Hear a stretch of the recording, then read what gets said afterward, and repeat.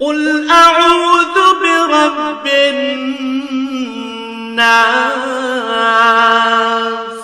হে নবী, তুমি বলো,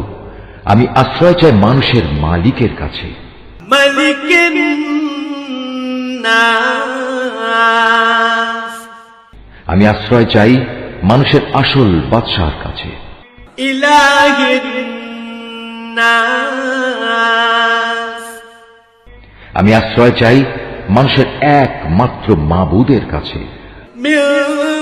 شر الوسواس الخناس আমি আশ্রয় চাই কুমন্ত্রণা দানকারীর অনিষ্ট থেকে, যে প্ররোচনা দিয়েই গা ঢাকা দেয়, الذي يوسوس في صدور الناس যে মানুষের অন্তরে কুমন্ত্রণা দেয়, من